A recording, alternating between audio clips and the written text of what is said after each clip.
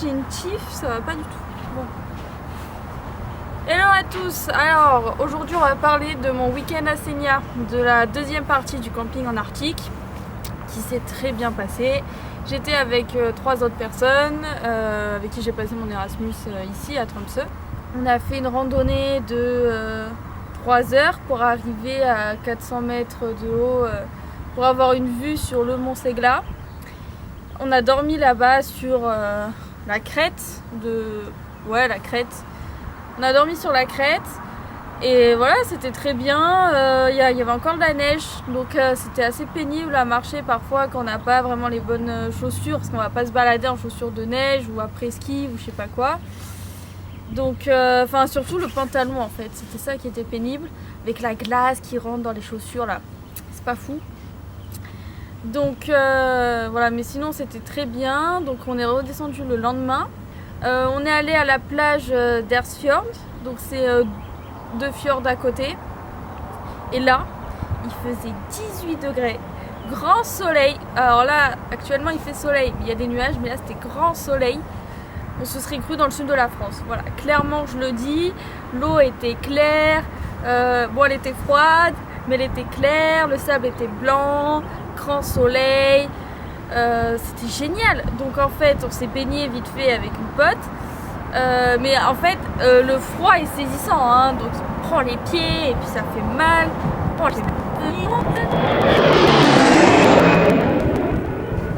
Après on s'est dit viens on fait des photos et j'avais plein d'idées. Donc en fait après on s'est mis à faire des trucs dans l'eau pour faire des petits effets, et en fait on a beaucoup couru dans l'eau, sauté dans l'eau. En fait on était le show de la plage clairement, et on avait tous les yeux sur nous, c'était trop drôle. Et en fait à faire nos péripéties dans l'eau, et puis on s'est réchauffé et on est resté 2 heures dans l'eau sans avoir froid aux pieds. Donc voilà, c'était cool. Alors on a fait 100 photos, je vais le monter en timelapse, ça arrive maintenant.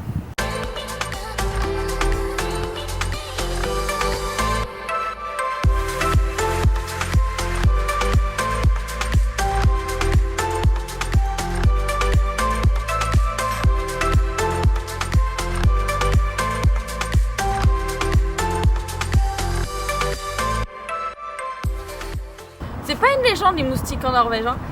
C'est la vérité. Et puis ils sont voraces. Mais alors, parce qu'après, moi j'en avais marre, je suis restée un peu avec eux dehors à manger. Après je me suis barrée dans la tente parce qu'ils étaient tous autour de moi. Et on avait mis la moustiquaire. Ils étaient tous sur la moustiquaire. C'est-à-dire qu'ils devaient me sentir à travers, je sais pas, moi la tente et mon duvet. Ils étaient là, ils attendaient. Des salauds. Le lendemain, on a pris la voiture, on a fait un tour de l'île complet. La dèche.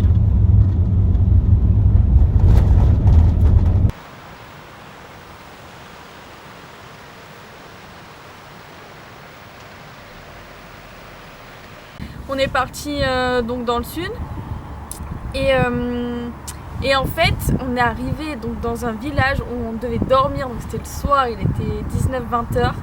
Et en fait sur la carte c'était une plage turquoise et ça avait l'air nickel, super beau, vue sur les Lofoten, nickel quoi.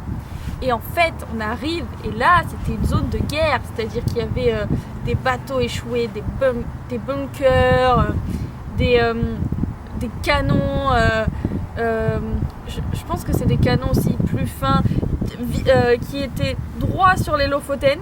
C'est-à-dire, on est sur une île magnifique, Senja, un paradis.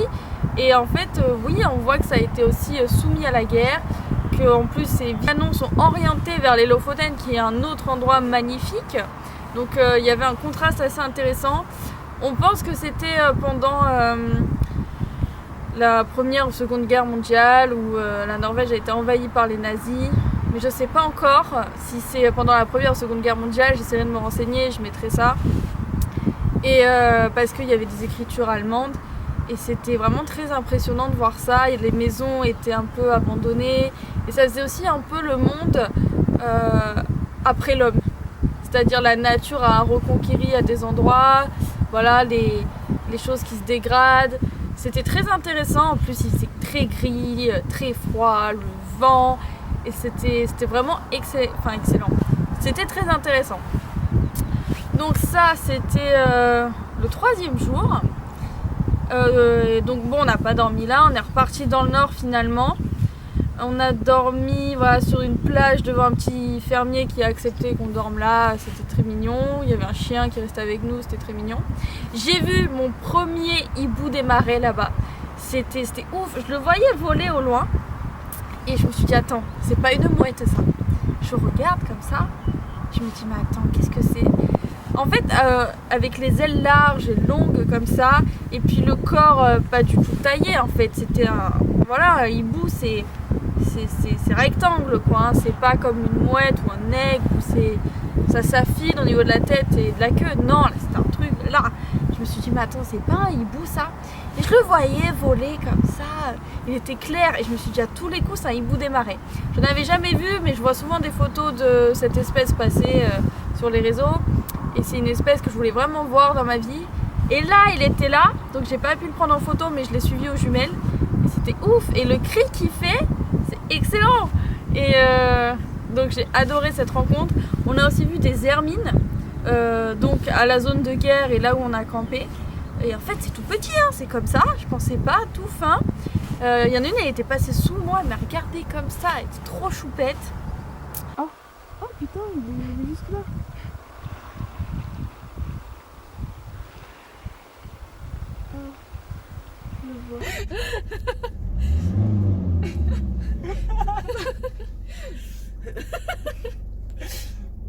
Ils s'en battent les couilles. Ah, il y a un petit bélier. Ils s'en battent pas les couilles, ils sont en stress. Ils se disent, mais qu'est-ce qui se passe? Il nous fait chier celui-là. Mais regarde le petit, là, il s'en fout.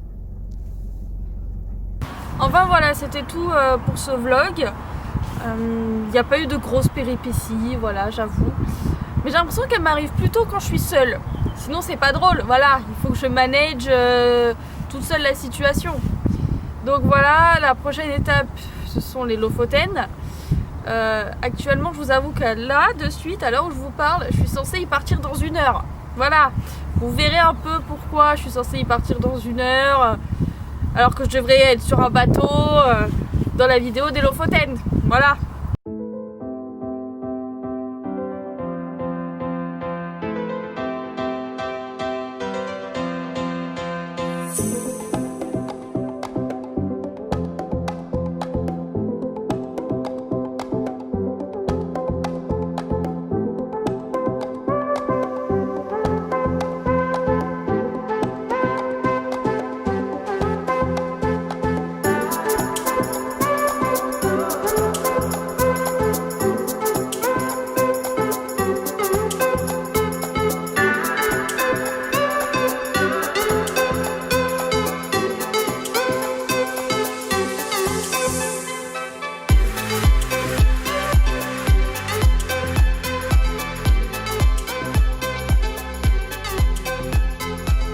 Donc je vous laisse sur ça, je vous fais des bisous et à plus au Lofoten.